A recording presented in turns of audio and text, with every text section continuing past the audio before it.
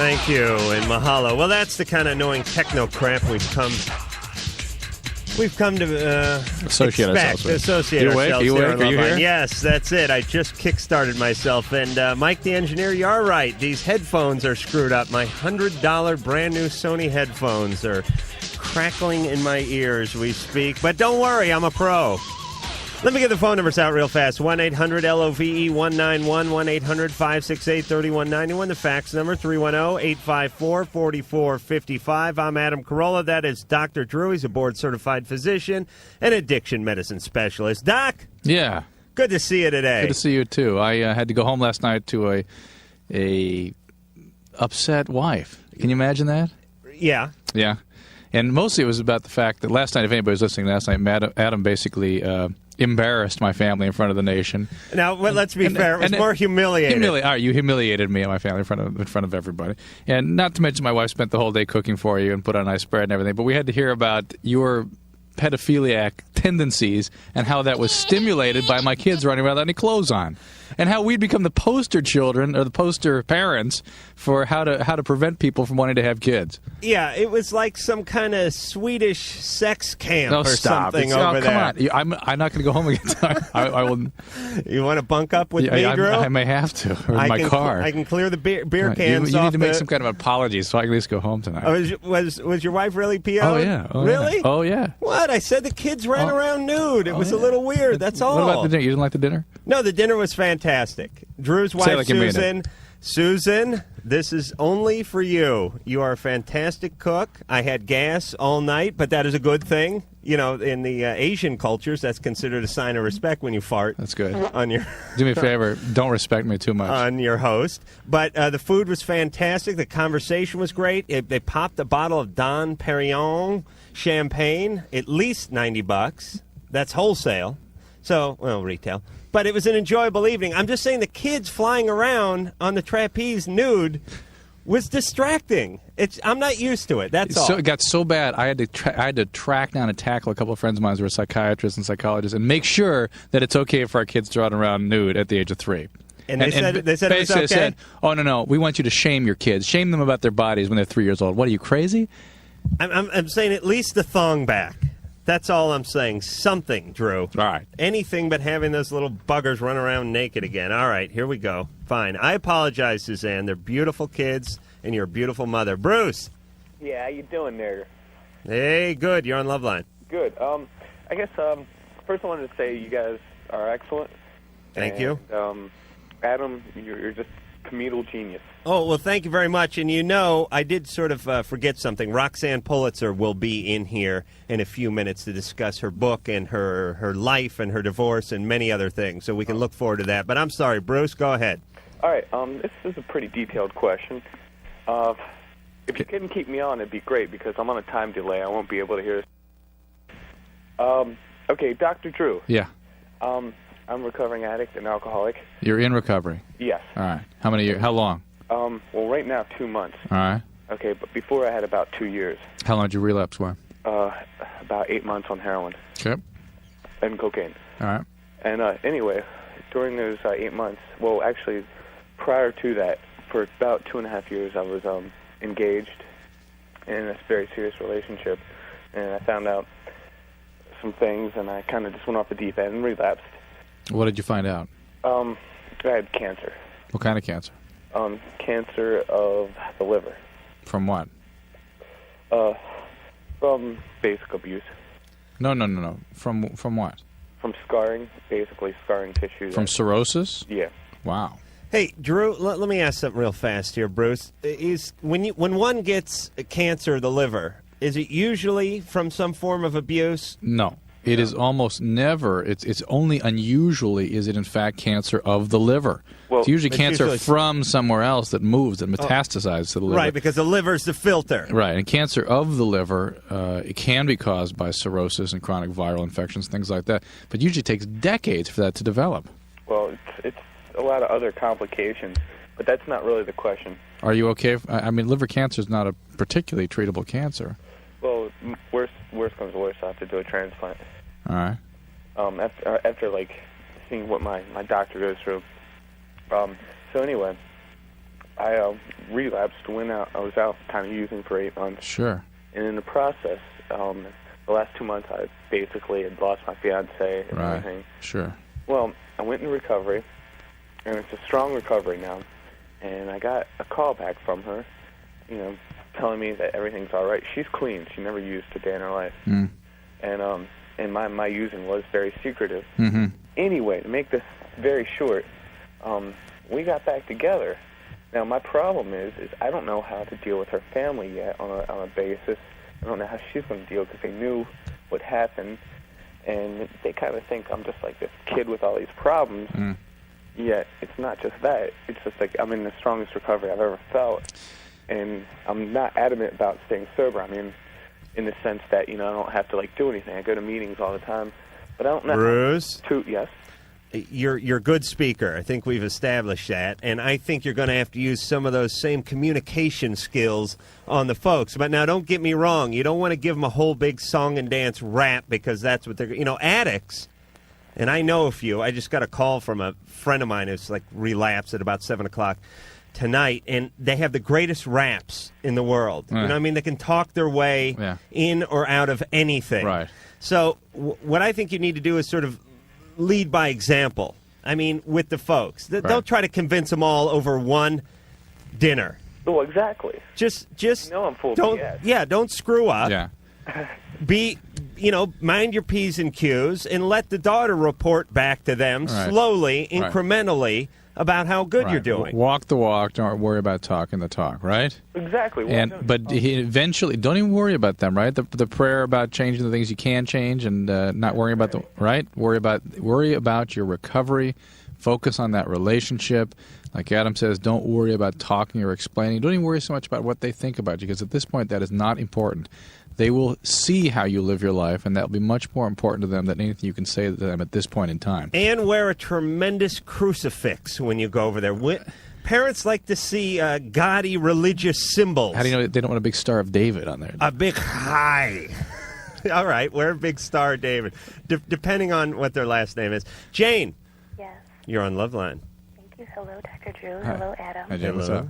I have a question. Yeah.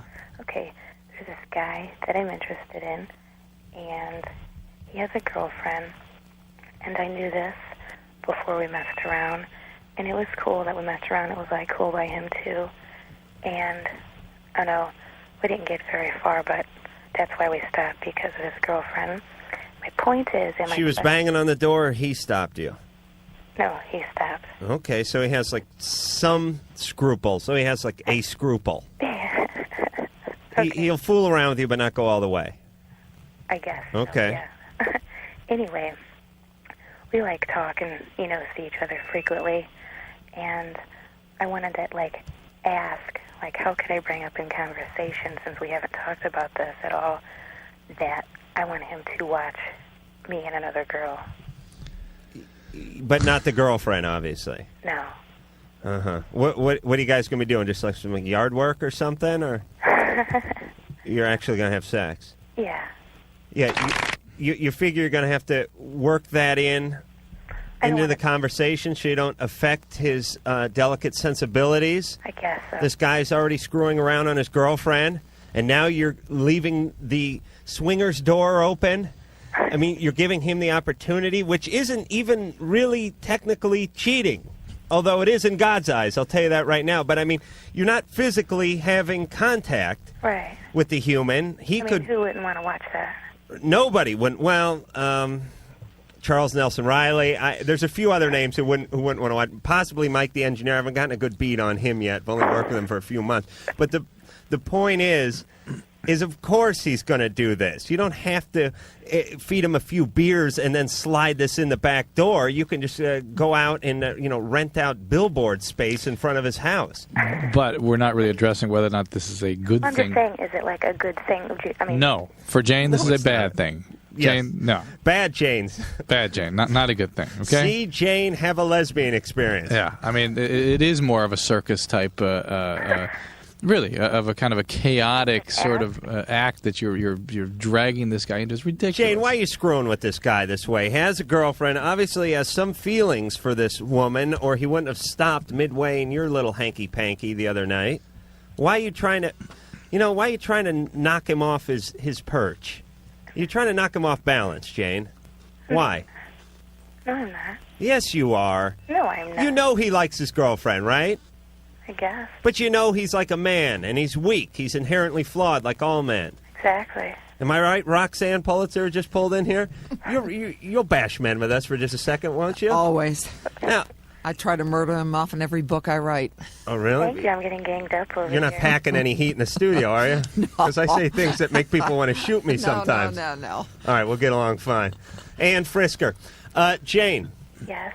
Jane, leave the guy alone. He's trying to stay on the straight and narrow. And choose, go out and have a real relationship. This is craziness that you're contemplating. Okay, that's it. Don't do it.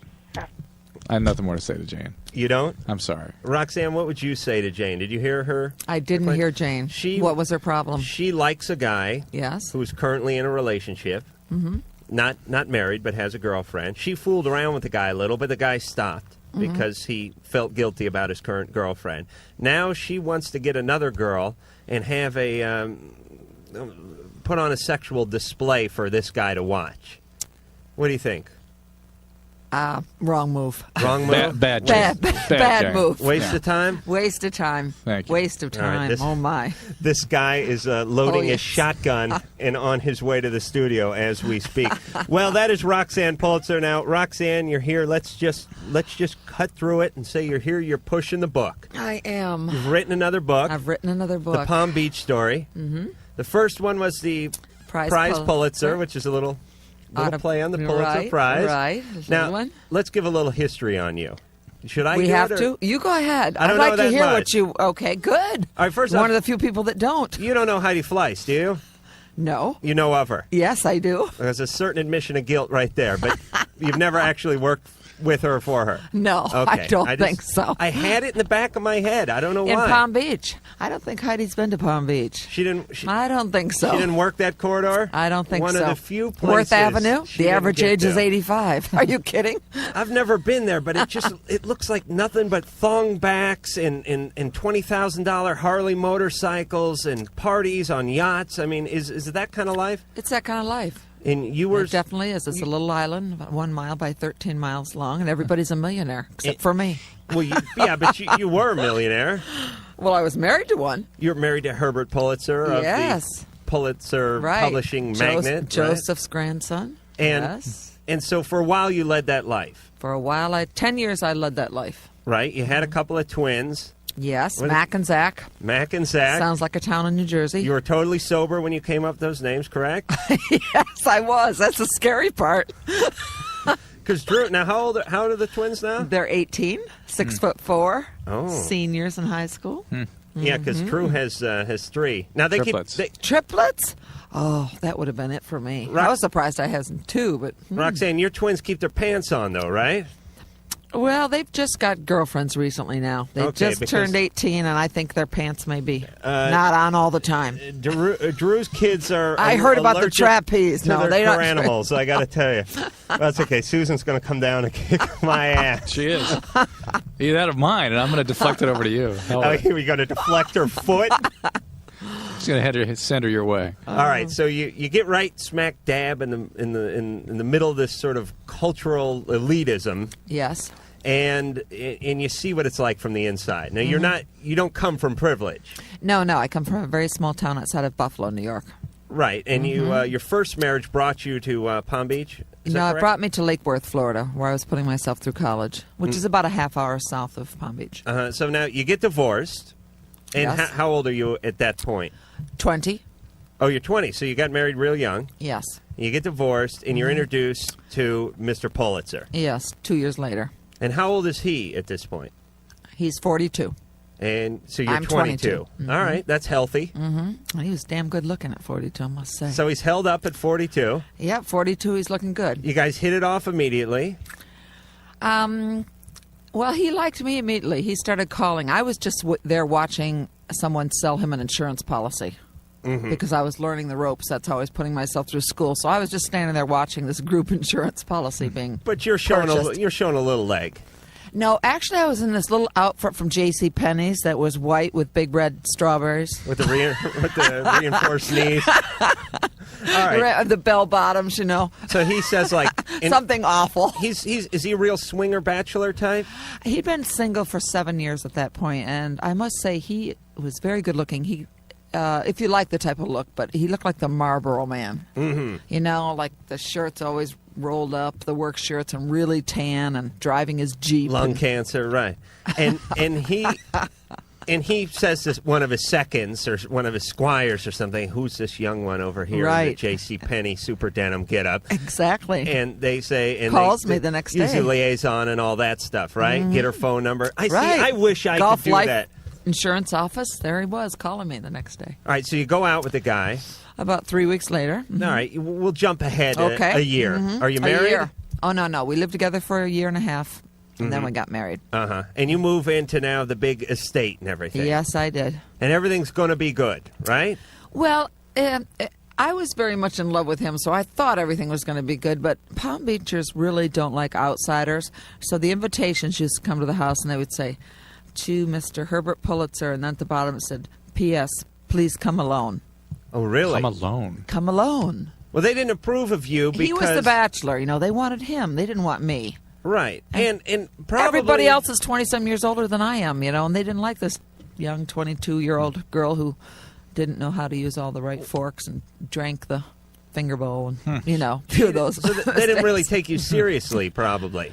I think a lot of the women wanted to marry him. He really was the most eligible bachelor in town, and I can understand why. He really All right, was the best. let's jump ahead because we only have a few minutes to the good dirt now. Oh, okay. All right, now there's some dirt somewhere. There's 8. I'm making dirt. If there's not dirt, I'm going to produce dirt. Okay, good. I know there's dirt. Oh, because that's why you're here. It is? Yes. I'm here to talk about a book, not dirt. Yeah, but the book is filled with dirt. Oh, the book's not bad. Yeah, but the book's got to be filled with dirt. No one cares about the there's the a weather few in little West sex Palm scenes. Beach. It's not a travel guide. It's not a few little sex scenes are there fun. is. Yeah, give us one. Give us. No, you have to read the book. Give us a teaser, and that way people will go buy the book. You mean out of my autobiography? I don't care if you make one up. The Menage a Trois? I'd like to be involved, by the way. What are we talking about? Yeah, give us the Menage. Give us the Menage story. The Menage story? Oh, that was back in the Prize Pulitzer. Oh, okay. Well, give us that. A lot of our well, that's listeners when I haven't was read at that. the trial, of course, and I was accused of being a lesbian. Mm-hmm. And I didn't see how having a one-night menage a trois with your husband and your best friend necessarily made you a lesbian, but that was the title I've had for many years now. No, it makes your I mean, I husband should lucky. be bisexual, Right, But at lesbian least. is kind of a little. All right, so that was it. That's what. Yeah, he really wanted to go to bed with 2 girls, and it was his 50th birthday. Uh-huh. And I think he was going through a little male menopause. Mm-hmm. And he very much threatened me for about a year that if I didn't do this for him, that he was going to go out and do it with 2 strangers.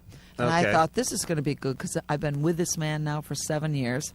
He's going to go out and find these 2 great-looking girls, right? He'll never want to come home again. And I got very insecure, and I thought, well, I better be there because then you have a little bit more control. And then I thought I don't want to bring in a stranger because what if the stranger's better looking than I am? Here I am, had my twins, a little overweight. So then I went through this whole thing. So what have I got to do? I've got to ask my best friend because I knew my best friend didn't like him. So I thought, I'll ask my best friend to do this. She did it? And she did didn't it. Like? The twins weren't in the room, were they? No, that happens at his house. I'm teasing. It certainly No, does. they weren't in the room. All We right. weren't even at the house. We're going to be back to talk about more lesbian escapades, Right. more threesomes, something with a trumpet that I'm Oh, sure the you've heard trumpet. You far- believe that. I thought I'm it was, onto the woodwinds now. I thought it was a slide trombone, so you're lucky. Jesus. We'll be back after this.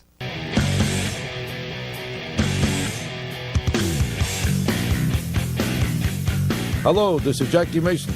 You know what Loveline does? They straighten out your problems with your love life, and we do it better than anybody.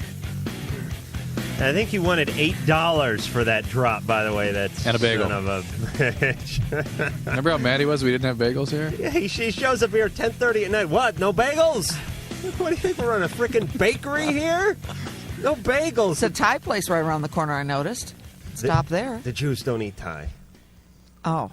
No, Okay. maybe they do. I have no idea. I just okay. threw that in.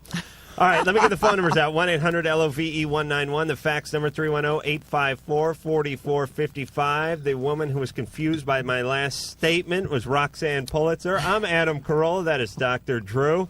We're going to get back into Roxanne and all her bizarre sexual escapades. And don't give me The that trumpet. grimacing look. No, let's You're go to here the callers. sell books. I know. I was going to say we're going to get back to that after we go to the over to the phones, but you're going to be very candid with us when we do get back to you, sure. John, Yes. you're on Loveline. Hello, Adam. Dr. Drew. Hello. John?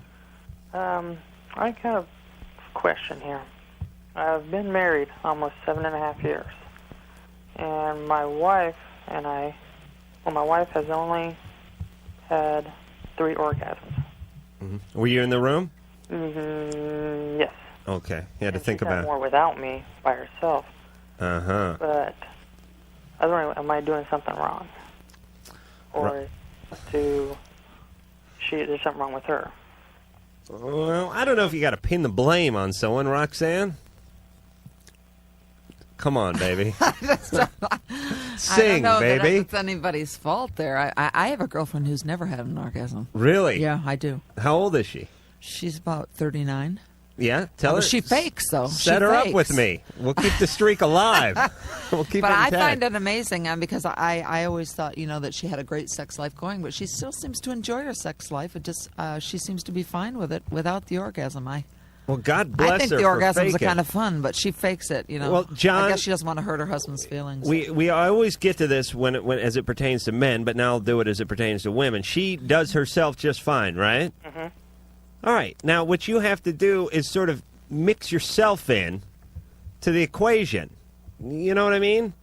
I mean, you might not technically be having sex with her when she's having the orgasm, but at least you can be in there, propping the pillow up and dabbing her forehead and, I don't know, maybe getting her a hot beverage or something. I mean, you could at least be part of it. You know what I'm saying? Uh-huh. You may not be the cracker, but you could be the dip. Okay. Are you writing this down, John? No, not yet. I'm saying she has a technique, right? How about she just tell him what to do? Well, you could go that route, Drew, but How about vibrators? No, we don't have none. yeah, Hey, you should try one. you can go get them. Mm-hmm. It's not like they have to be willed to you. We thought about it. Girls like that. They do, don't they? Oh, yes, And yes. then he could He could, yeah. operate the. and Adam then just they would noticed be that you were in the included. room here. When Yeah, he's doing- I did. Listen, hey, you have to get his attention. listen before you realize. listen to Roxanne and go get a vibrator. And don't get one of these ones, with the big loud packaging, the Gypsy Queen or the... No, just get a normal one. Just a normal one. Yeah, just get a little $6 one, right? Yes. Like, you got one, little right? normal one. Yeah, you have one? About 25. 25? You got one in the glove box, one by the pool. Listen, I went for a year without going out with anybody, and I think it's far safer for a girl to have a vibrator than to go out there and have sex in this day and age. Oh, absolutely. Thank you very Absolutely. much. That's I good. love my Oh, really? vibrators. You do? Yes. Did you... Oh, there it is now. There it yeah. is. Now, do you travel with one? When I don't have my husband along, sure. How do you... Can you go right through the metal detector and everything, or do you have to declare There's that? only one embarrassing thing is when it goes off and it's in the bag, and the porter's carrying your bag, and they're wondering what that little buzzing is. The guy's fillings It's like are out of a coming out. movie. You can travel with them, of course you can. Now, you used a vibrator with the man, am I right? With and without. Right. But Oh, yeah, I we already think for this established that, but- particular person, if this girl is only able to do something on her own, Right. a vibrator sometimes helps a female. But it's something that the man then could participate Right. with her that could maybe get them Right. on a little bit Let me... healthier road to their sex life is what I Roxanne, I'm going to explain the female vagina right now. And You are? Yes, I am. To because we me? have- yes, to you Thank and to God. all the listeners. Okay. It is not a lawn chair, meaning there's room for more than one in the vagina. You know what I mean? No. It is like a two-seater. I'm saying you Well, you're could talking have the about two different vibrator things on here. one part, Oh. and you could have the guy doing his thing on the other part. You know what I mean? There's many parts Yes, of the but vagina. let's just start There's in the the southern beginning. part? Yes, but let's just go with just a little simple clitoral vibration with the man. Okay, I wish let's everyone not was get here to into see all this. this. You know. Okay. I mean, this man just needs to All right. gradually work up to something Okay, here. start. All right. Let's not worry about the lawn chair. Okay, let's just do a cannonball. We don't need to do a half gainer or the double Right. twist. Let's just start easy here. All right, I'm with Little you. dip into the... David, Yeah. you ready to take a plunge into the crotch pool with us? Hey, take a plunge. How you doing, Roxanne, Adam, Good. Fine. Drew? David? Look, I have a question. I'm on Prozac and Klonopin. Uh-huh. Prozac, it's 20 milligrams. Right. Klonopin is 0.5 milligrams. Mm-hmm. And I'm wondering about the effects of drinking while on it. I mean, occasionally, and You mean just a glass of wine or something? no, I mean, Are you alcoholic? no, I'm not. But if I go out and I have like 3 or 4 beers, Uh-huh. once or twice well- a week, is that going to affect? You should definitely not drive if you've done that. 'cause Yeah, the I was- Klonopin with the alcohol can really sedate you a lot. Yeah. The Prozac and the alcohol, it's certainly not going to help the Prozac work. Okay. How about? There are reported cases in the psychiatric literature of people dying suddenly on the old tricyclic antidepressants when they Okay. drink. I've never heard of anything like that with Prozac. Okay. And if we're just talking about an ounce or two of alcohol, a couple of beers, a glass of wine, there really shouldn't be any problem with it other than you not operating any machinery. Okay, and well, one reason was I started about a month ago, and a week into it, I went to a party, and that night I didn't take the medication that day, but I did do cocaine that day, and then for some That's a reason, very different issue. yeah, Very different. and that's been an occasional thing. I've done it 3 times. in Don't my do entire- that. Don't do life. that. Excuse me. Don't do that. Okay. Okay. But that was my question, just as far as the biological effects, like how can it harm me if I do The drink? alcohol, the way we're describing it, it shouldn't be a big deal. All right, Dave. Good luck. Paul. Howdy. Howdy, you're on Loveline. Drew, Adam, Roxanne. Paul, everybody's Hello? like, It's Will and I. yeah. Okay, I wanted to know if, when administering oral sex to a female, if I have a piercing in my mouth, if that increases my chance for AIDS or other types of diseases. Your tongue or your lip? Well, it's like, it's the space below my lip and above my chin, but it goes in through like the back of my lip. There's no name for that part. Right here. Oh, okay. Your lip. It's your Yeah, lip. that's your lip. Yeah, right here. Roxanne, did Herbert ever have a piercing done in some way that would have pleasured you? No. No? No. He That didn't- wasn't but- a big thing back in the 70s. But he was a real rich guy. He could have had like one of his servants pierce and had him pleasure you. Joan, there's no one in Palm Beach except a few people with some in their ears. The piercing thing's not a big thing in Palm Beach at all. Oh, it's not? No. All I right. don't see that. Drew, what do you think? I think as long as it's healed and it's not rejecting, I don't think it would increase things substantially. I really don't. Right. Right on? Is that what he said? I guess what you Don't just hang up on these guys. Well, how the hell do I know he's going to jump in with the right on? I mean, you were saying your thing. I was going, all right, you're right. No, you're right, Drew. I got to learn, but I You're just have. being nice to me tonight because you pissed my wife off. It's true. She's going to kill me. Karen, Hey, how are you doing, guys? good. You're on Loveline. Thanks. Last night you were talking about somebody called and said that little girls' underwear are sold in vending machines in Japan. Yes. Right. I spent a year in Japan going to school, and although I never saw little girls' underwear being sold in Japan, I would completely believe it. They've got a major Lolita complex going there. In the video store, in the X-rated section, they have an entire section labeled Lolita. Oh, really? Oh, my Little God. girls up No.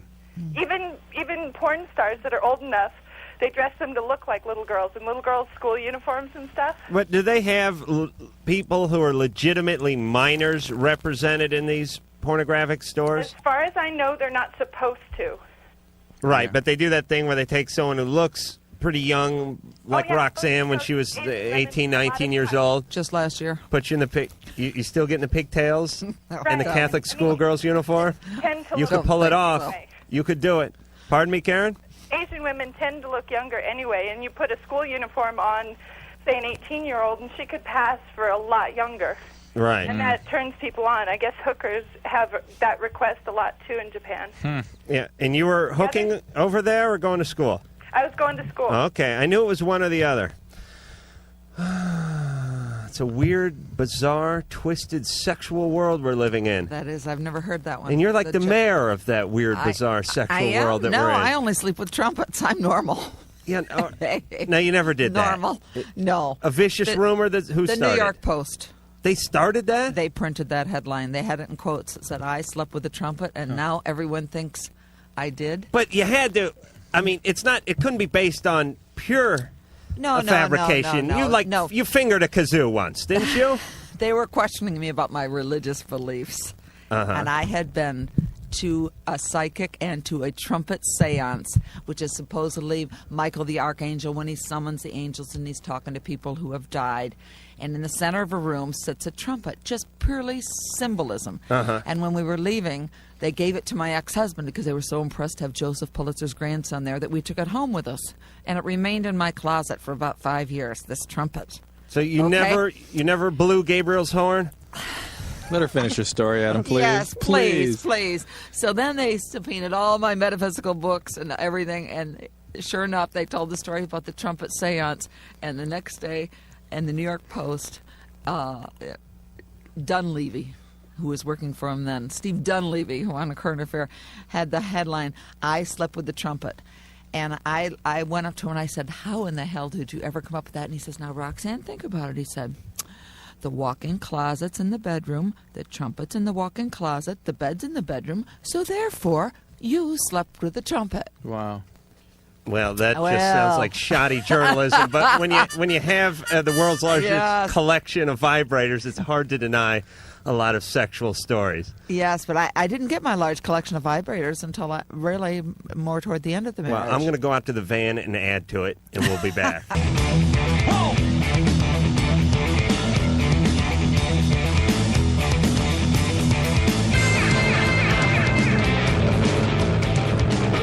Well, that is more like it, sort of, although now I sound really weird. I got a new set of headphones and a new lease on live. What, you sound weird over there, Drew? I just don't like those headphones. They look weird, huh? Yeah. Oh, they make my nose look big, Roxanne? No, not at all. How about my penis? Huge. We found a new co-host. 1-800-LOVE-191, 1-800-568-3191, the fax number, 310-854-4455. That was Roxanne Pulitzer. You know her from her stormy life. The roller coaster life. She's written books about it. She's been in Playboy. Yes, with a trumpet. Yes, on the cover. Now, cover. Obviously, if you want to dispel a notion about having sex with an instrument, you do not take that instrument and pose with it on the cover of Playboy. I got so tired of being asked that I thought this would finally put it to rest. And so on the inside, I was in this king-size bed with the entire brass section. Oh, yeah. The tubas, the everything. And I thought nobody will ever ask me about instruments again, but that didn't work either. Now, what was that about? Was it 5 years ago? 86. Oh, it was that long ago? Hey, you held up good. Look at you. Yeah. I'm right up close. I mean, you're spitting on me and everything, and you look right, good. Exactly. Drooling over here. Yeah, I got to dig that one out. You know, I have a whole archival Playboy thing. Yes, just go down to the. I have remember the Batman series where they go for the bat poles and the bookshelf opens up and they pull the head of Lenin back and flip it. That's the whole thing. It's just filled with pornography when I get to the bottom. Yeah, we don't go anywhere, and then I have to shimmy back up the pole, and it's oftentimes slick. Oh, dear. Melissa. Oh, hi, guys.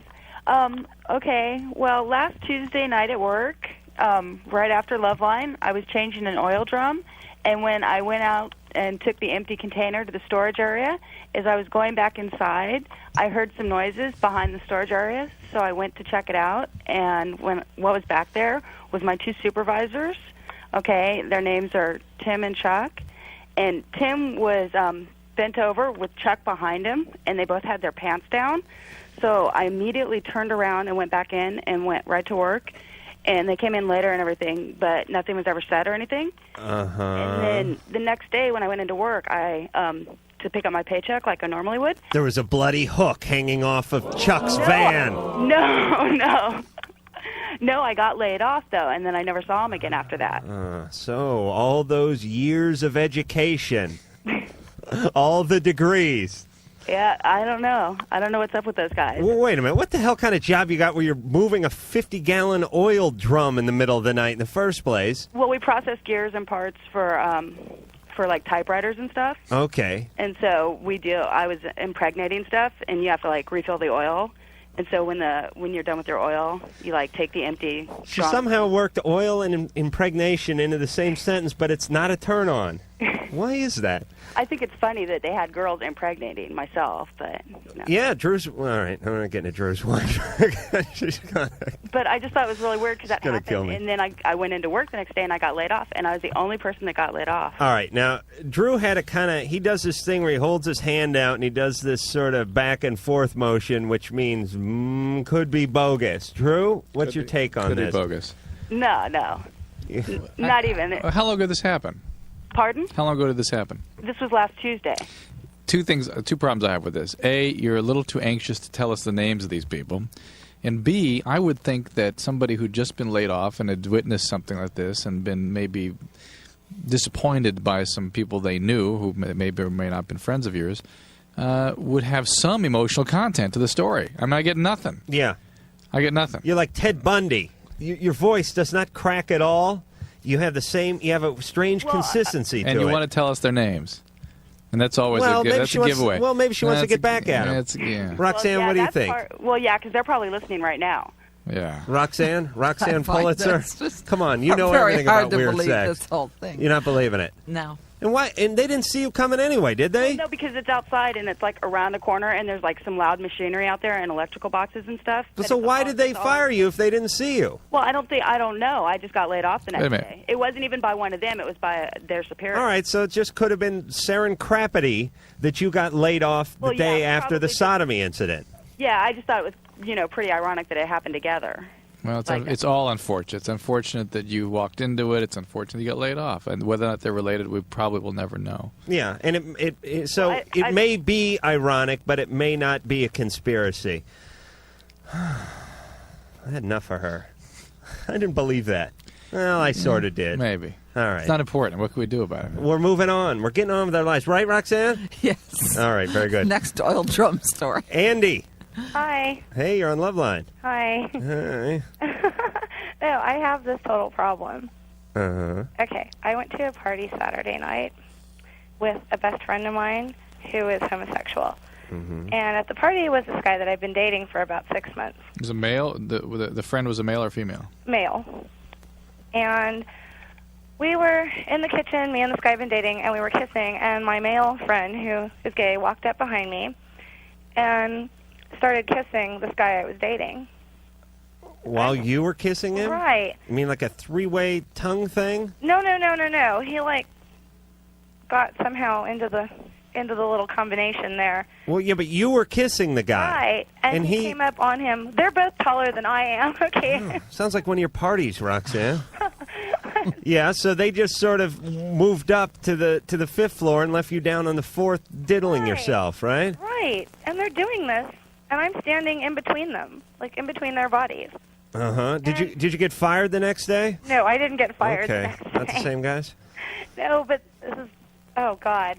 I don't know. It How long did that go on blew me for? away. It really blew me How away. long did that go on for? Oh, good 2-3 minutes. I mean, they weren't just pecking. They were kissing. And it stopped because you stopped them? It stopped because I stormed off. And how?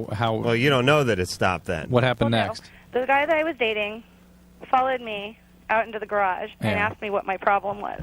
Imagine that. What did you say? I told him that I would have a total problem with it, if he would have told me this, when I first met him, that he was into this or whatever. And so what did he say to that? And he said that I was into myself and that I'm an immature little brat and that I'm not secure with my own sexuality. Wait. Wow, this is good. That's crap. The best defense is a good offense. Right, it's Instead projection of cowering and and being blaming. apologetic, hey, Yeah. I was drunk, baby, it's never Yeah. going to happen again. He got right on the offense. Yeah. I like this guy's style. No, that's terribly defensive. He's in the posture. Navy. Yeah. Oh, yeah, he's trying to pull rank. Yeah. It's sort of an alcoholic. Anyway, a so lot of that. Can't they throw you out for these things, or did I Clinton don't petition know. sufficiently No, for but this? come on. Anyway. But it's not really at all about the gayness so much it's- as the fact that he's carrying on with another person. in front of me. With you stuck between him and another person. It's terrible. You could have been hurt. It gets better. Oh my. It gets better. So, Roxanne's blushing, and that is no easy feat, I have to say, Andy. Oh, dear. I was playing pool with somebody else, and the guy that I was seeing came back into the living room, and he was like laying down on the futon, and he says, "Come over here, I want to talk to you." And so I went and sat by his head, and I was sitting there and talking to him, and I was like, and he's like, "I'm really sorry, didn't mean it. You know, I do things like this when I'm drunk." Yeah, that's what I was going to say. But what did I just say? That's what I just said. What? Well, The drunk thing. But I said that alcoholics do a lot of that kind of blaming, defensive stuff. My friend comes up behind me and sits down, and I didn't really know what was going on until the guy that I'm seeing is like shutting his eyes and having a really great time. I look behind me. Oh no! And he is having oral sex with this guy. My friend. My friend is doing this. Oh, wait a minute. Your friend is doing this. Your gay friend is doing this to your guy you're dating. Right, and I'm sitting like right in front of this guy, like near his head, and my friend's behind me. All right. Well, you've just ended 2 relationships. Yeah. These people do not think crap of you, as far as I'm concerned. That's how I felt. Yeah. You know, I have seen a lot of stuff in my time, and I used to think that nothing could shock me and nothing, you know, would just blow me away and push me teetering over the edge. But that in itself, right there. But it's just so disrespectful to you. It is. And then he has this conversation with me telling me, "Well, that's not the first time it's happened." Well, that's nothing to do with it. That's nothing to do with it. It's the fact that it's this display in your presence. I mean, it's one thing if he'd come back to you and said, "You know, I'm carrying on an affair with another person," but how? All right, no empathy for you He is whatsoever. crying out for help. No, he's not. Help me! I need a penis. Help me! I'm gay. That is his cry. He does not have the guts to break up with you, and he is just going to put on this bizarre display so that you break up with him. That's what he is saying. He would never have done this twice and expected to maintain the relationship. Am I right, Roxanne? I'm amazed that after the kissing incident, this all happened in the same night? Yes. Yeah, I mean, I'd have been like gone out the house, out the door. Right, I wouldn't have waited to sit around for the sofa thing. Yeah, you would have got your trumpet and come running back in. That's right. He wanted you to break up with him. Yes, He I did think not so. have the guts to do it. He is probably gayer than he is heterosexual. I think and you just christened him like the Queen Mary that he is. You just bang right on the bow of the ship, and he went sliding into gayport. I hope it is that simple, but I think it's something far worse than that, frankly, because this is both these gentlemen. I think have no ability to acknowledge or empathize with other people's feelings. And that's a far more serious kind of pathology than just struggling with one's own sexual identity. Joe? Hello. Hello, Joe. You're on Loveline. Hi, Adam. Hi, Drew. Hey, Joe. Hi, Roxanne Pulitzer. Yes, okay. My question is... Big fan. I was Probably at a doesn't party read. a while back, Yeah. and I did a nitrous balloon. Mm-hmm. And I was wondering what kind of effects those have on you after... For the most part, nothing, Joe. However, here's my concern. A, you're administering general anesthesia And none of Doc's buddies are getting paid. in your friend's living room. And people can have cardiac rhythm disturbances, can die suddenly. You can fall on your face and bust yourself up. You can have breathing problems. But for the most part, people don't do that, but it can happen. That the regular use of this stuff is associated sometimes with a psychotic illness where you get kind of nuts, and that can be sort of a protracted state of mind. And there's a more serious and sort of devastating complication that sometimes occur where you get this ascending neuropathy, where you lose the motor function slowly in your limbs, and finally you can't breathe and have to be on a breathing But, machine. Drew, you got a 15-second buzz. Yeah, isn't that nice? Come It's on wonderful. now. Wonderful. Get your priorities straight.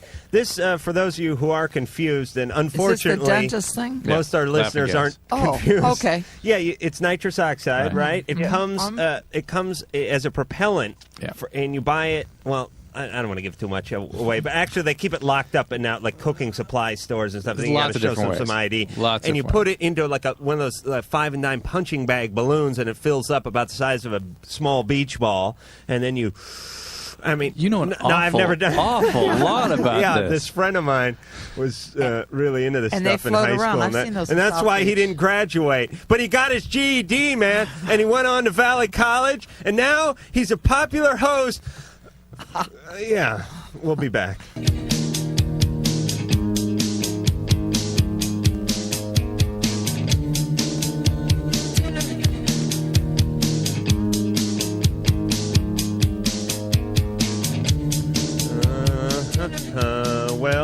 back. We're here with Roxanne Pulitzer.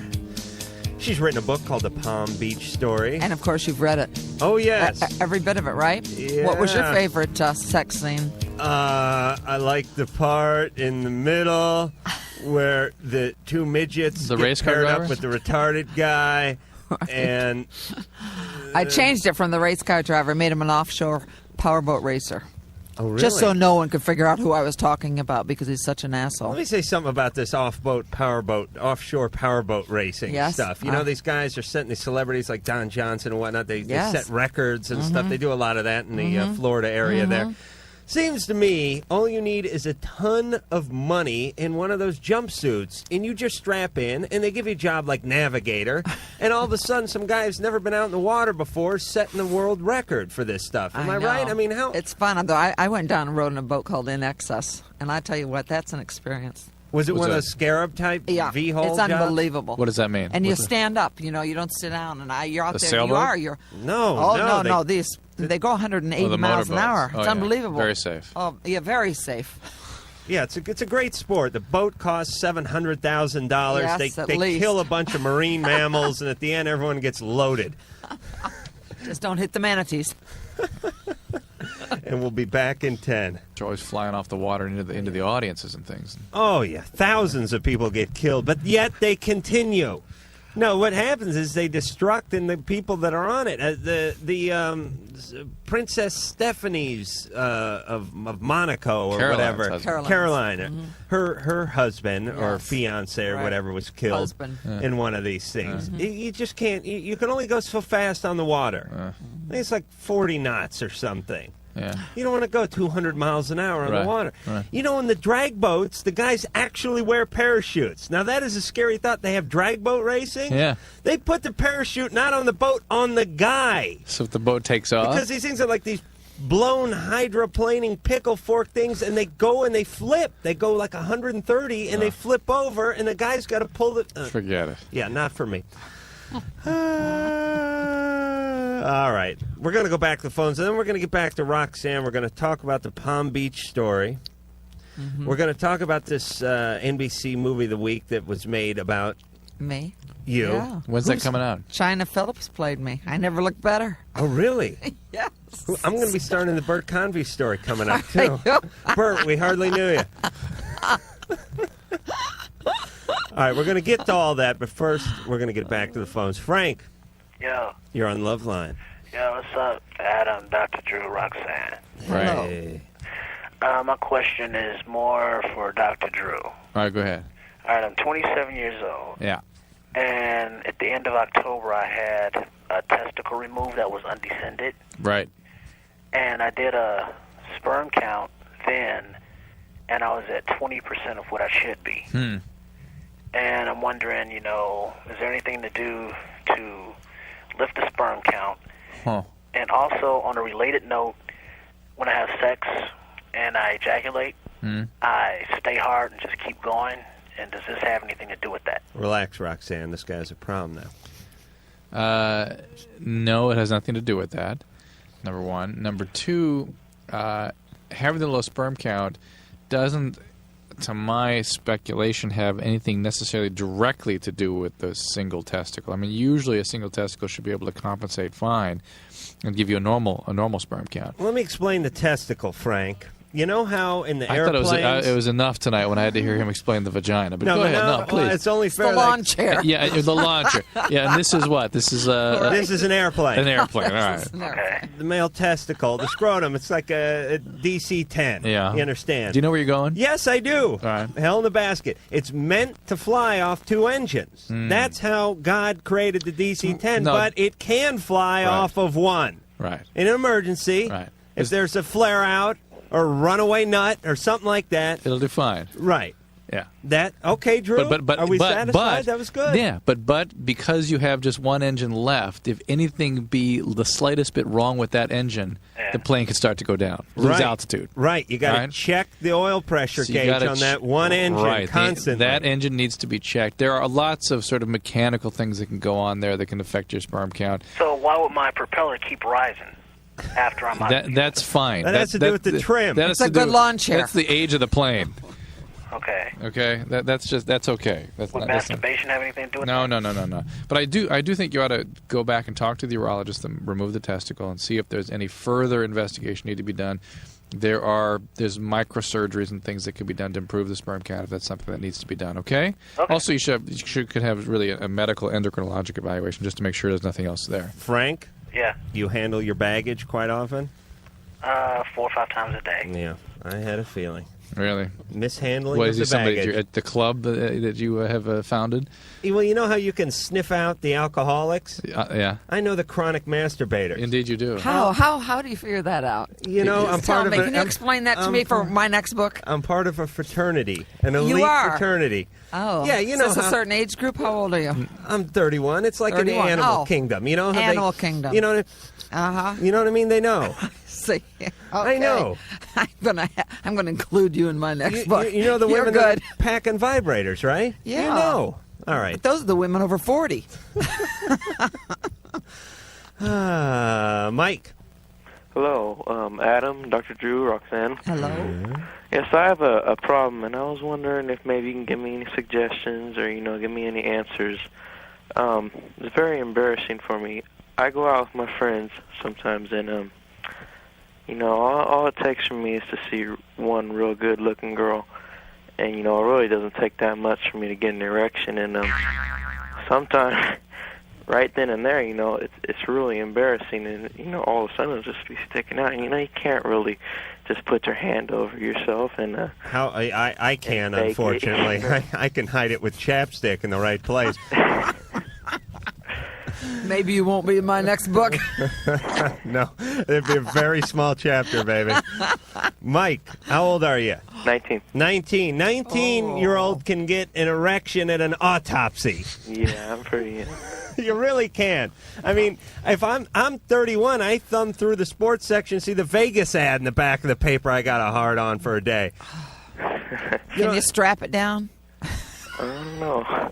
Strap it to the leg like Ruby Rose used to do. What are you doing? Wearing cycling shorts everywhere? Wear a pair of freaking jeans. No, it's just pants, it just... The girls What could can get you do, excited. even if you're wearing regular jeans, it's still there. Let me tell you something, Mike. That's not so bad, Mike. And let me tell something to Roxanne Pulitzer over here. I'm now touching. We've We're actually going made back. contact now. Another DC-10. No.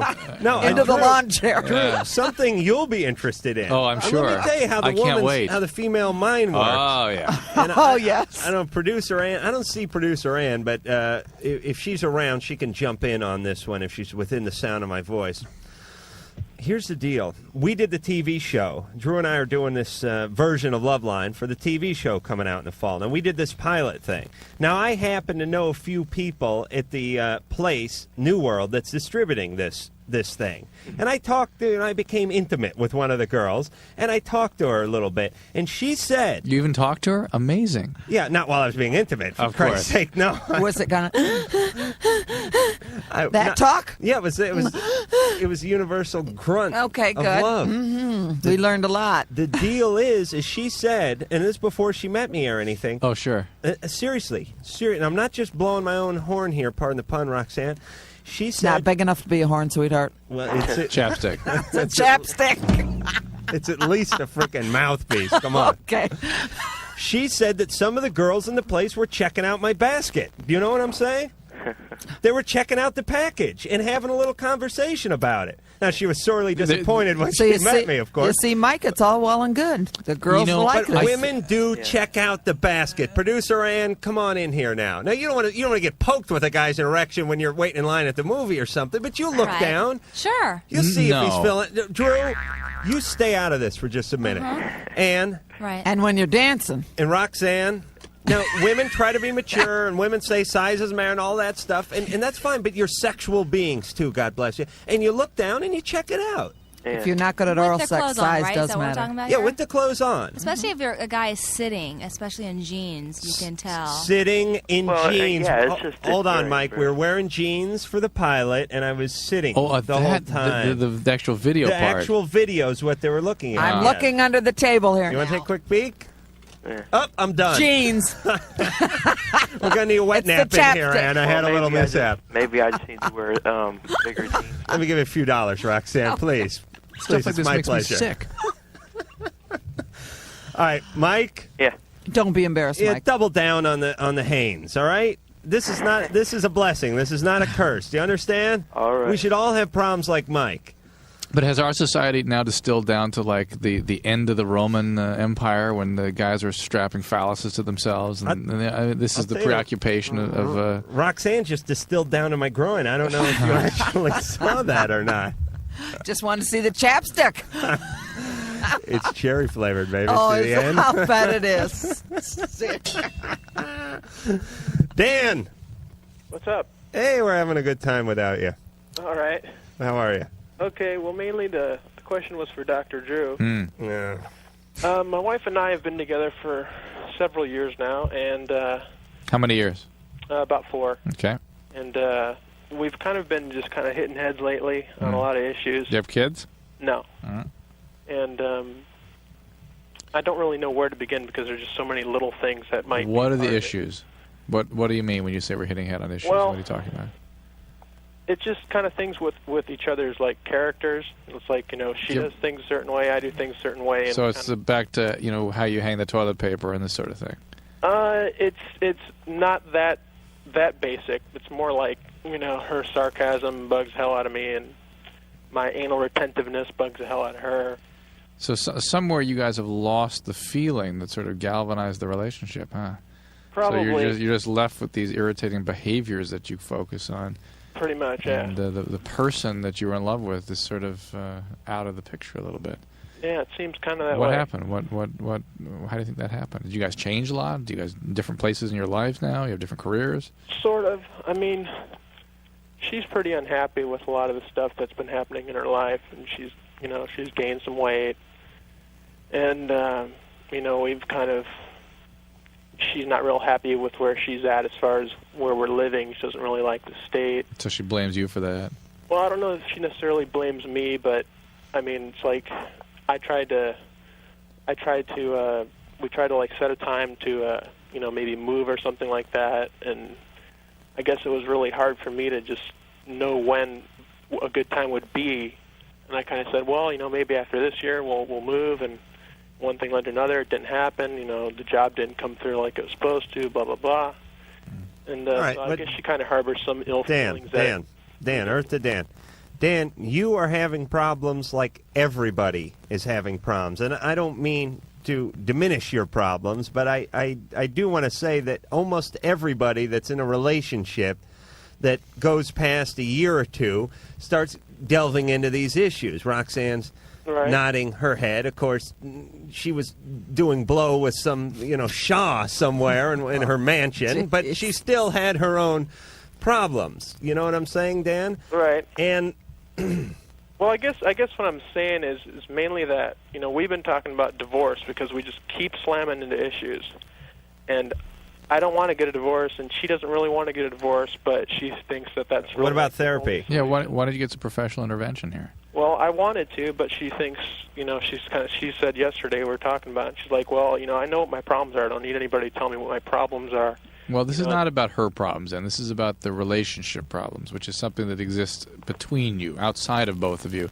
Certainly involves both of you, but you need somebody to work on the relationship. And you need to decide, first of all, whether you really want to live up to the commitment of the marriage.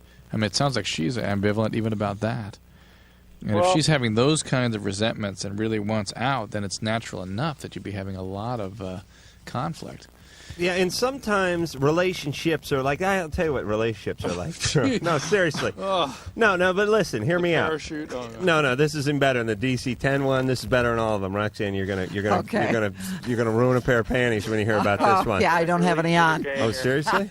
Seriously. All right. Okay. Because you're paying for the seat if you screw that. That's Okay. Westwood One. Don't worry, the jeans. We'll split the difference. Okay. All right, here's the deal.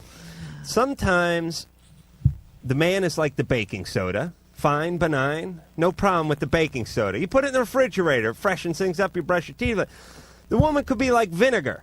You make douche out of it, they make salad dressing out of it. It's a good household cleaner, streakless on the mirrors, everything's fine. But you mix them together, there's a chemical reaction. Now, you couldn't blame the vinegar. Right. It's all the vinegar's fault. No, it's not. It's all the baking soda's fault. No.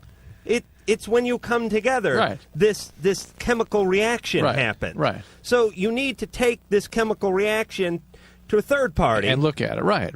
Yes, which would be like Tupperware or something off the top of my head. Or maybe not Tupperware, but some other household cleaner. The point is, let them decide. Right. Work on it with what to add them. to it and change it. So how do you go about telling somebody who's, kind of from the school that no therapies from for loonies and Dan, you tell her that you love her and you want this marriage to survive, and that's the way to increase the probability that you're going to get through this and have a healthy relationship. Otherwise, it sounds like this thing is destined for demise. All right. Now, Roxanne Pulitzer is going to be leaving us in about 5 minutes. You're devastated, aren't you? I really am. I I'm can going. tell. No, I'm going with you. Oh, okay, good. We're going on some I'm sort just of. going to leave the doctor here. That'd be okay, actually. That'd be all right. It's all right. Maybe the listeners may not like it too much, but it sounds good to me. We're gonna hawk that ring ears, get a scarab boat, and do the offshore Powerboat tour. And we're gonna kick that Don With the Johnson's ass. I'll tell you that with the Okay, chapstick with the waving in the chapstick. wind, baby. The cherry flavored. Good. Now let's talk about the TV movies coming out. The TV movie's already been out. Oh, it's been out. Yes. It was That tremendously China successful. Phil- I saw very, it. I loved very, it. You did not see it. Okay, you're right. It's very successful. China Phillips was in it. Yes, and Perry King and Courtney Cox. Oh, Perry King. Well, he's been busy. He was on that show like Sand Beach or something from what the hell was that detective show? Anyway, you got to be. I mean, you're a very attractive woman, but still, it's nice they got China Phillips to Yes. play you because I'll you don't tell do you what. you don't do better than that. And Courtney Cox played Jackie Kimberly, my best friend. Oh, really? Yeah. Was that the threesome thing? That was it. I got to say now. You're ready to go to Palm Beach now, I aren't bet you? your ex just freaking bolted the door and whacked himself a new man. He whacked a kiddie pool full of sperm watching that thing because there he was watching China And watching Courtney and knowing that the sap in there was him. Who was like Roddy McDowell or something? Who was the guy who was in between? Or was that Perry Perry King. King? Oh! Could you imagine? You know he had This is too much for the He had doctor. 3 He can VCRs just shake cranked his up head. that night. All right, so the movie. I got all right, therapy, don't you worry. That's out. All right, the Palm Beach Story book is out or it's coming out? It's out. It's been out for 3 weeks It's now. doing real well. It's doing real well. Isn't that a pathetic indictment of the American What do you mean? It's a murder mystery with a lot of romance and sex. It's fun. Yeah, but people. It's got a girl on the front. Have you seen the book? No. The girl. Really? You haven't seen Is the- that you? Yes. It is showing You haven't some? seen? Well, you are set up there. Now, is that Oh, real? my No, those aren't real. They're very real. Are they? The only thing I had my eyes done Oh, last okay. year. Well, that's okay. That doesn't make you a criminal. Out here. How old are you? Mind me asking? 45. You look great. Thank you. Your hard living has not caught up to you yet. Yours has. Talking about the Just chapstick? teasing. Easy, Just baby. I'll teasing. toss you out of here 2 minutes early, so I help know me. what? All right, so you did the whole Playboy thing. Yes. All right. Oh, here's something I want to talk about real fast. Mhm. You came out with a series of videos on divorce. How to screw up a relationship, or are these actual tutorial type things? No, not pictorial things. It was for women how to prepare. For instance, I didn't have my own credit cards. I didn't, just things that you should do. I didn't interview lawyers. Just all the simple steps that people should really know about. You walked And that was in. back in the 80s. I walked in blind. You I'll walked tell into you. this I mar- couldn't even get a penny's charge card, and I'd been married for 10 years. Because I'd never had a checking account, never a credit card. I hadn't worked. You got screwed in the divorce? I didn't get anything. You didn't get anything? I got my clothes. I had to be out of my house in 10 days. Not a shoulda- fun thing. You should, but you had clothes like Imelda Marcos has shoes, right? I mean, you had to have like 4 Well, I had moving to vans. sell them all because I went through 4 appeals and $400,000. Yeah, you should have So got I had married. to work. Everyone, I come went to back. California and get married. Because let me tell you, Don't go to Florida. No, let me tell you how Finally, the California judge works. died, though. Sure, you had him killed. You put a contract on. I would You have could liked have to. married this magnate here and taken him for half of everything after being married to him for 6 months and going into him like Ellie Mae with a rope for a belt, and you could have walked out with millions of dollars. That's the beauty of California. Well, in Florida, it's the redneck state. And let me tell you, God the bless men, them. the men. The men are men and the women are poor. That's right. But they swing like medallions. They do? Yes. Or they do. chapsticks. Oh, come on, threesomes. Well, I don't know how many women They I can pump fit them on up one of my down there. chapsticks. Gonna ask Dr. Dre about that. Dr. Dre, I like that new title. All right, well, we'd love to get in all sorts of bizarre sexual talk with you. I think we did a pretty good job of scratching the surface. We did. I've been in therapy. I'm healthy now. Oh, you certainly are. It's time to double down, baby. Twice a week, and I mean that as a friend. The Palm Beach story. I want everyone to go out and get this book. Yes. There's weird pictures in it. Of course. Roxanne, show I'm a on the little front. cleavage. I'm on the back.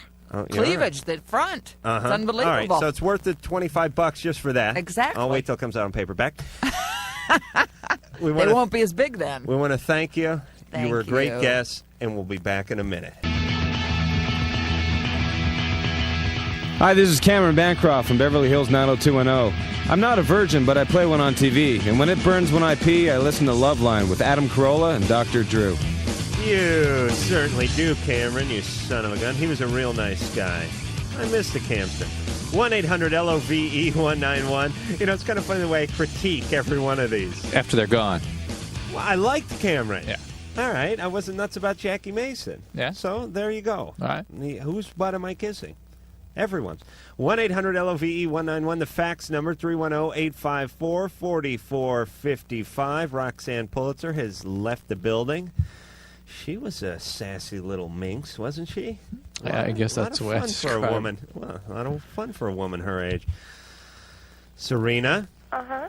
you're on Loveline. Hello. Hi. What's going on? I'm sorry? What's happening?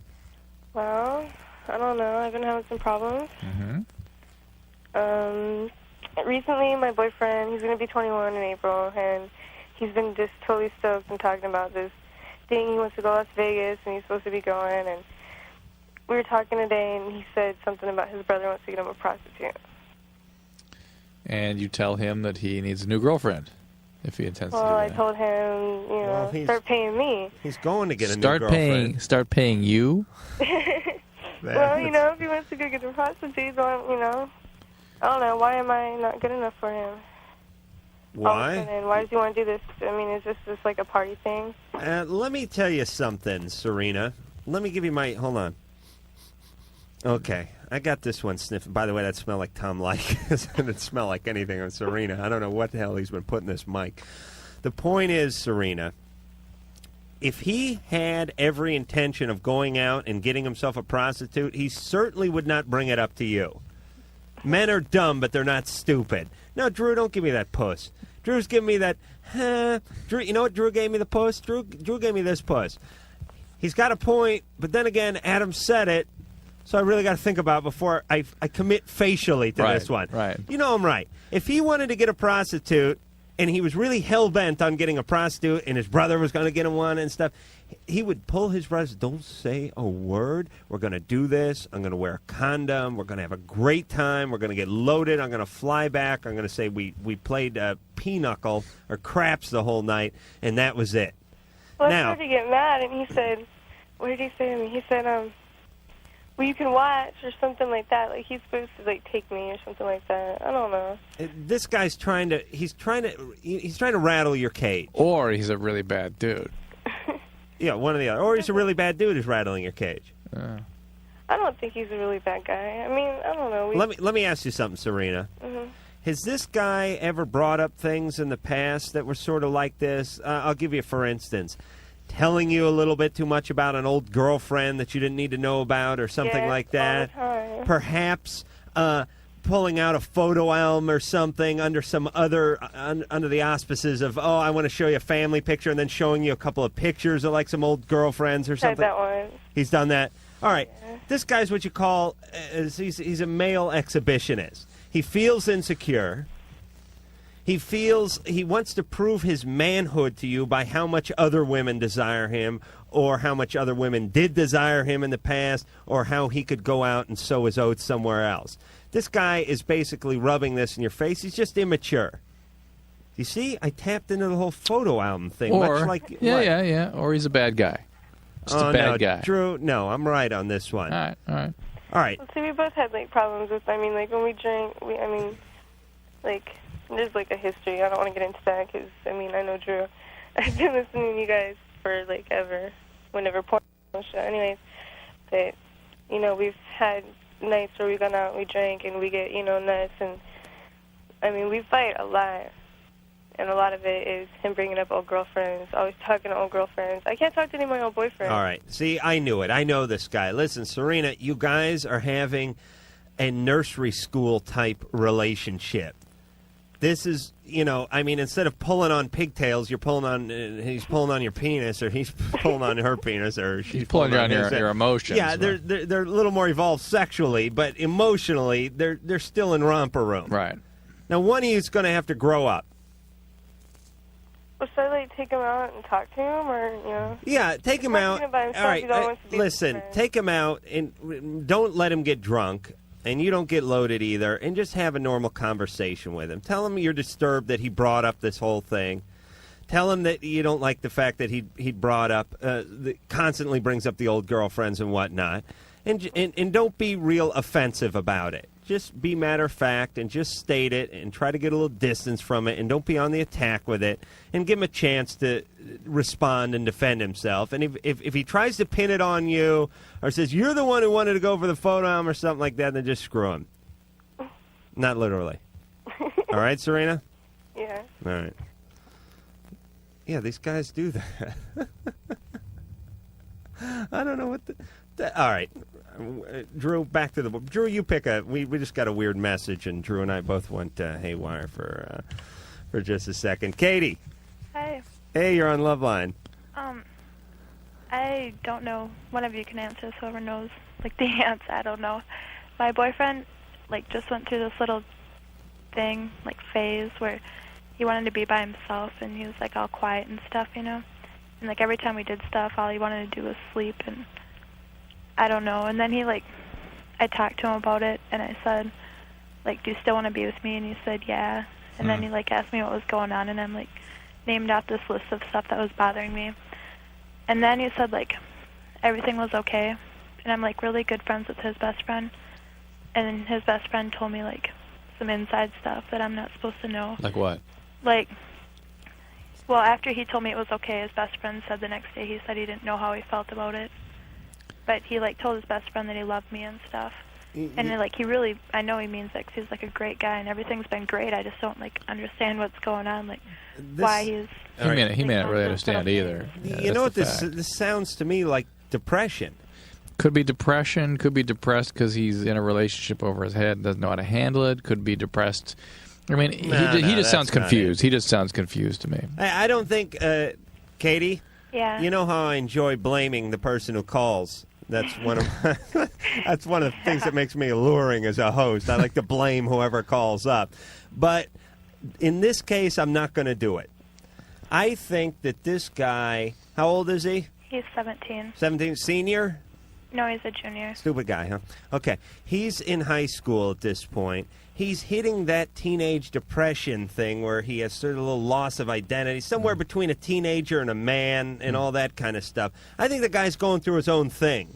I think he does have feelings for you. But maybe he doesn't and is confused and is locked in, doesn't want to go through the pain of the breakup and hurt her feelings. All that could be going on, too. So what should I do? Because, like, right now I, like, hesitate before I even hug him or call him. Yeah, I want to crowd him. You got to give him his space. You have to. Yeah, start dating other guys. Kind of. Wait a minute. This guy's over here. He's just close to suicide, and she's dating other guys. I don't get that. I do. Katie. Yes. Here's the deal. Is this guy going out and having a good time, or is he, like, home listening to Morrissey? Well, he, like, hangs out with his guy friends, and they're not, like, going out and, like, having a good time. They're just, like, hanging out, doing their guy time, and I don't mind that. It's just that it doesn't seem like he wants to be with me, but then he says he does. And oh, wait a minute. Now he's hanging out with the guys. That doesn't sound too depressed. No. Just sounds confused. I don't know, but... He's certainly sending you confusing messages, whatever the situation is. It doesn't sound like it's somebody who's thoroughly into this relationship and wants to keep it going. I think you got to back out of it a little bit before you get hurt. Begin to take care of yourself. Maybe, see other people, see how he feels about that. If he's relieved, you have your answer. Yeah. So give him the space. Give him the exit door. Well, the exit door? Show him the exit. Show him the exit? Yeah, if he wants. Or just get out of the way of the exit door. Offer the exit, right. Wait a minute. So here's the exit? Here's the exit if you wish. Okay, what do you but- think? but don't start a fire in the theater. But he sounds so ambivalent. He sounds like somebody who's going to go, oh, no, everything's fine, because he can't stand the loss of the relationship. You know, he needs to get off the pond. Well, we were talking about this last night. Sometimes the best and hardest course of action is the non-action. Yeah. It's not going over. It's not writing a letter. Right. It's not writing a song. Right. It's not talking to his friend and her friend to his friend with their friend. It's just staying back. It's just backing off Yeah. and waiting a couple of weeks. And when you're 16, Ugh. 2 weeks is like 2 Olympic years. Right. I mean, it really is. Right. I mean, now we have stuff. See, here's the thing: when you get older, you have stuff like tax time, and you have stuff like, I got to go get the prostate checked when I'm 32, and you have all this stuff that comes up around the corner. Yeah, like Mike over there, the retard, holding the 2 fingers up over there for the break. But the point is you have all these things, and they just come flying up. Yeah, so fast. They just, I got a court date, you know, boom, it's right on top of you. I mean, Right. it could be 3 months away, but boom, it's right on top When of you you. plan it, it sounds like it's so far away, it's never going to happen, and then it's there the next day. Right, but when you're 16, No. 2 weeks is freaking Huge. eternity. Dog I could years. remember waiting for like Christmas break to Yeah, come up, and it'd be right. like the end of November, and it'd be like a break on the 17th. I'd be like, I'm going to kill myself first because it's the only sensible thing to do. Tim, Yes. you're on Loveline. Oh, hey, Dr. Drew and Adam. Hey, Tim. Hey. I've got a problem with impotency. Impotence. Yeah. Uh-huh. Mm-hmm. That's a new one. Impotence? Yeah. Okay. So you're having erectile failure, is that the deal? Yeah. And what's the circumstance? It's when me and my girlfriend are in bed, it doesn't want to work right. Has that ever happened before? No, it just happened recently when Are I you- started are you- going with this girl. Are you on any medications? No, I'm not. Do you have any medical problems? None that I know of. Is this relationship real important to you? Does it make you real anxious and nervous? The relationship's important to me, but it doesn't make me nervous. Does she have a lot of stuffed animals on the bed? No. Okay.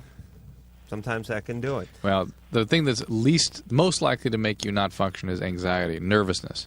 And if there's something making you nervous, the circumstance, the intensity of this relationship, something about her, then it's not going to work right. And if it doesn't work right once, you're going to get more anxious because you're going to begin obsessing about it possibly happening again, and you'll make it happen again. Right. Exactly. The thing that's really weird about it that gets me is that she's really gorgeous, and it's like I would figure it'd just work better than ever. You would think, but the penis knows no logic.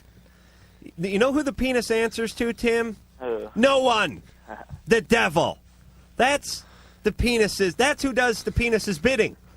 Actually, the penis does the devil's bidding. The devil makes work for penis hands. Have you ever heard that? No. Yeah, well, that's why I just destroyed a cliche. That's why I never heard it. But here's the deal: your penis, it's like it's not attached to you anymore. It is Okay. no longer your penis. You know what I'm saying? And you just stare at it, praying that whoever's penis this is gets erect, and soon. Because once you have a bad outing, that's it. You're screwed. You are shaken. Your confidence is shaken. You need to get it back. What should I do about it? Here's what you need to do.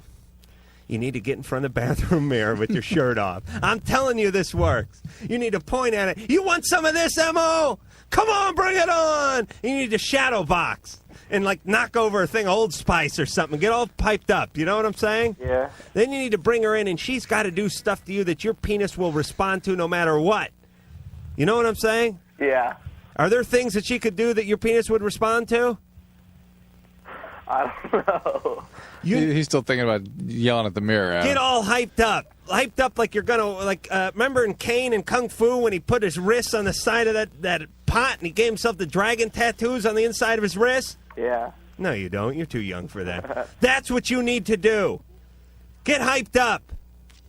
And if that makes things even worse, focus less on the act and more on just the intimacy of the relationship, and the things usually take care of themselves.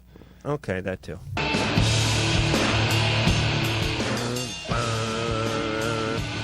All right, this is Loveline. That is Dr. Drew. He's a board-certified physician, addiction medicine specialist, and a popcorn-eating mofo. I'm Adam Carolla. I really have no special skills, but I can tell you the phone number, 1-800-LOVE-191, and the fax number over here is 310-854-4455. Let's see, who's been on hold the longest, Drew? Why don't we do this poor son of a bitch down here, number 4? Yes. Derek. Hey, Adam and Drew, how you doing? Hey, you're pretty chipper for a guy who's been on hold for 61 minutes. Well, Robitussin, what can I say? Too bad I missed old Roxanne there. I have kind of a question that would kind of go along with her. My problem being that, well, I guess after that last guy, don't really have that much of a problem. But I don't have any problems really with my works in their natural order of things, but when it comes to wearing a condom... Wait a minute, who's this, Darwin? What are you talking about, the natural order of things? Well, when I'm going bareback, you know... Okay. So you're screwing a horse, yeah? Not quite. I can go, like, all day when I'm not wearing a condom, but when I have to slap on a condom, you know, 'cause it takes 3 or 4 spurts for me, usually, and I can keep a girl going usually as long as it takes. But when I have to slap on the old condom thing, this being the 90s and that age scare and all that, it really decreases. I've lost a lot of good relationships that way. All right. No, wait a minute, Don Juan. You've lost a lot of good relationships because you put on a condom and you climaxed a little earlier than you would have liked. Well, it's climaxed about the same time. It's just the time it takes to pull off the balloon and put a new one on, it's kind of loses the moment. All right, hold on. Who is this, the Riddler? Derek, listen, Mr. Metaphor, I thought, now I know how confusing I am to the poor listeners. Derek, thank you. At least he didn't start talking about a DC-10, right? Thank you for clearly illustrating how bad a host I am. I now understand how painfully annoying it can be to hear all these euphemisms and all these metaphors and not know what the hell this guy is talking about. Now, let me just recap here if I can, Derek, okay? You're okay without the condom. Uh-huh. And you can last as long as you want. Many satisfied customers, like you're like Sears. Yeah. Okay, without the condom. When you put the condom on, you tend to climax a little more quickly. It's not really so much as quickly. It's just I can't do it 3-4 times, whatever. You can only do it once. Yeah. Without changing. And then it just dies. I mean, it's...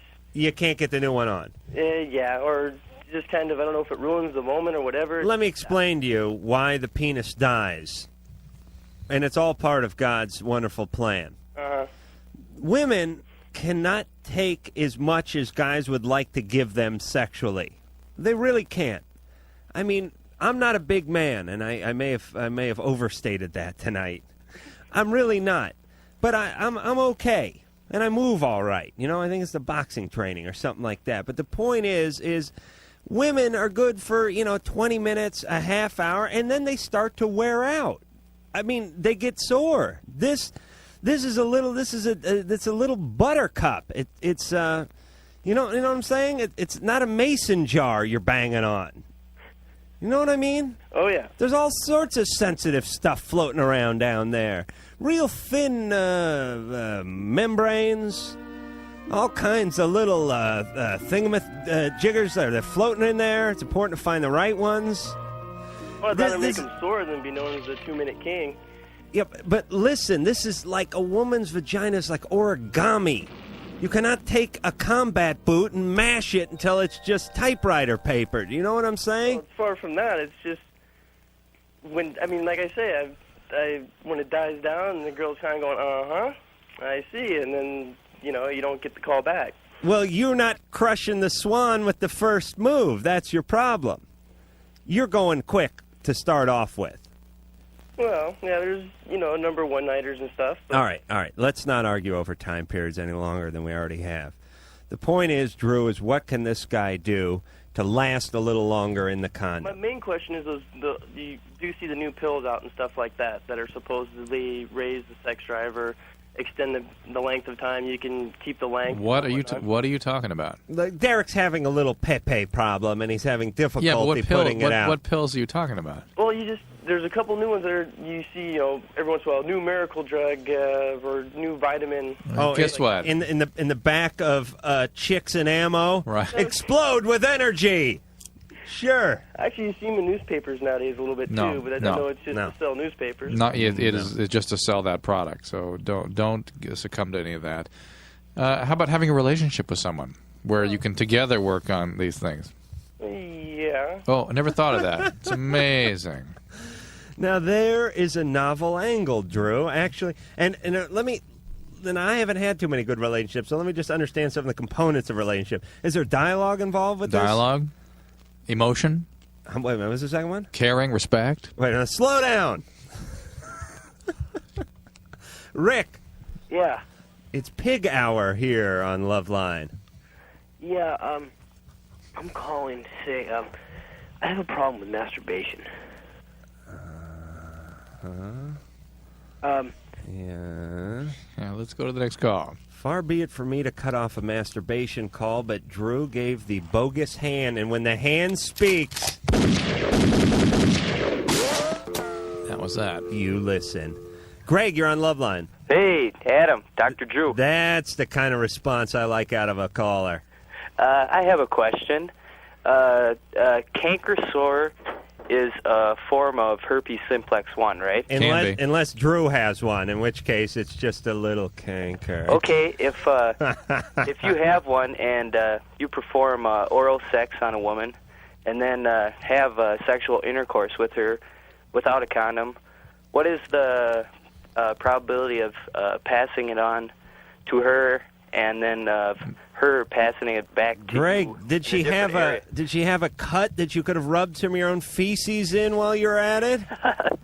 No, I don't believe so. For Christ's sake, Greg. I think the point is, and what you have to understand is that many of those viruses are potentially transmittable from the mouth to the vaginal area. Okay. And, an outbreak really needs to occur before then it could be transmitted again, genital to genital. It couldn't all happen in the same evening. Not likely, anyway. I can't imagine it would happen that way. Okay. Drew, did they pay you enough not to eat popcorn while you're answering calls? You didn't hear that. I can see it in the side of your mouth. You're like Alvin, the chipmunk. Poor Drew had to stuff his popcorn off to the side of his mouth like he was dipping corn. Add to the challenge, that's all. No, that's not me. Who's? No, Mike's screwing with you now. Yeah. I answered the question, All did I not? I guess you did. You need to understand those are transmissible viruses potentially, and you have to be very careful if you have one. Okay? Okay. All right. All right. Good luck to you there, Greg. I can do that myself, Mike. Yeah, Mike, we don't need you for that. Grant. Adam, Dr. Drew. Hey. How are you, gentlemen? Good. Adam, first of all, you are the master of metaphors. I just want to tell you that. Oh, thank you. Yeah, we had a guy vying for my crown a few minutes ago. You can't take the title. No way. Thank you very much, Grant. Okay, I'm having a reciprocation problem here. Mm-hmm. I got a new girlfriend, maybe about a month, and whereas I'll perform an oral homage, a little cunnilingus, mm-hmm. she does not respond with the fellatio. Right. And you call I it always cunnilingus, which I like. The colonel, I always felt that it was an unwritten rule, reciprocation. Well, ideally, and we are. I mean, there is the sex is no problem. We are having that. Mm-hmm. But there's none of the other. I'm hitting home runs, but I'm not hitting any doubles or triples. You are not vying for the okay. analogy crown either, my friend. Well, okay. Listen, here's what's going on, and I've said this before. Sex has to be a mutual thing. This disgusts me, but I'll do it for 10 minutes. That repulses you, but you dig in for 8 minutes, and everyone's happy. Mm-hmm. That's the way sex is. You people hear me out there? Listen, guys don't necessarily enjoy putting their face down there. They really don't. Some do. No. But some don't. I have no problem with But the point is you do. And because you do, they do. And because they do, you do. And that is the voodoo that you both do. Mm-hmm. Do you understand? So, what can I do? Because I mentioned it to her, and she's like, "Oh, well, that turns me off. Don't tell me what to do. I'll do it when I want." Before I answer this, let me say one more thing. A lot of women out there, and men too, but mostly women. I only said in men too. I don't actually believe it. I just don't want to get in too much trouble. They believe they're doing a guy a favor just by showing up and getting nude.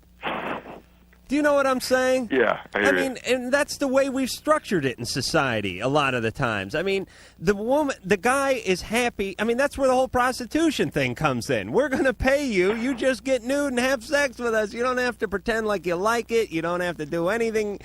Here's 50. Blow me. That's our society. I mean, I was talking to you, Grant. Okay. No, I'm kidding. Yeah, okay. What I was saying is a lot of women just think they have to show up. And that's fine for the first 100, 150 times you have sex with them. But eventually, it has to be a mutual gratification thing. Right. Now, you don't argue with her, and don't grab her by the ears and try to force her on like a snow cap or something.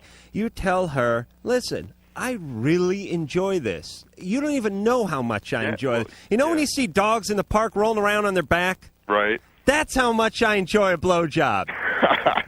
You know what I'm saying? You know when you see the wonder and amazement in a kid's eyes when he sees a clown making a schnauzer out of balloons? That's how much I love a blowjob.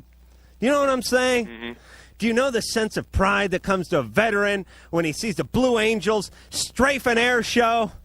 That is the kind of pride I feel about a blowjob. Do you know what I'm saying, Grant? Yeah, I think I do. But I don't know. I think there's just a communication problem here. Oh, okay. I don't know. I don't know. Well, if you can't talk, you can't talk. Amazing. Yes. All right, this is Loveline. We are wrapping it up.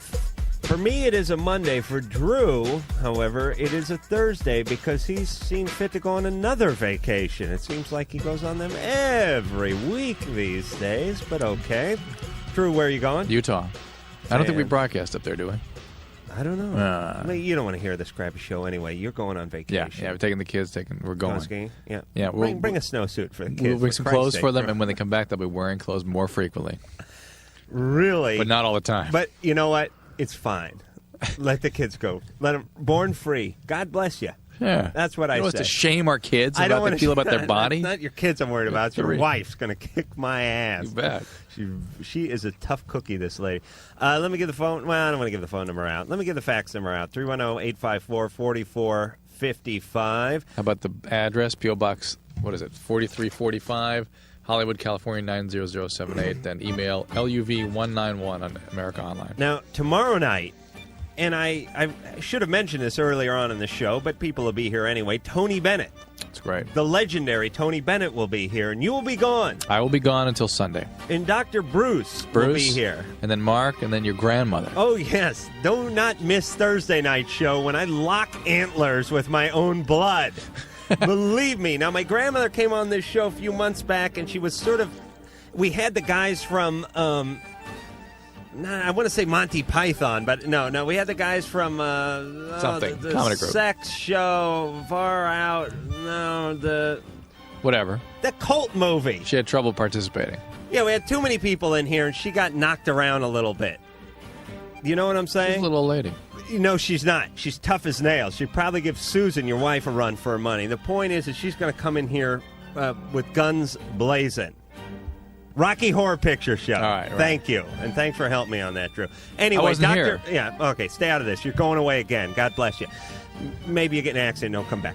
Now, Dr. Bruce will come in tomorrow night. He's a great guy. Get along great with him. Fun guy for a doctor. Tony Bennett tomorrow night. Until then, we want to thank the lovely Jimmy, who's a man, so I'm sorry for calling you lovely, the handsome Jimmy, the lovely Sherry, the lovely and angular producer Ann, the ample yet clever engineer Mike, myself, Adam Carolla, Dr. Drew. Until then, we'll see you tomorrow night. If you are still listening, you may feel the urge to touch yourself. So that's it then. You have been listening to Loveline. The opinions expressed on Loveline by Adam Carolla, Dr. Drew, or anyone are not necessarily ours. Be happy. Be happy. Happy, happy, happy. Happy. Loveline's producer is Ann Wilkins.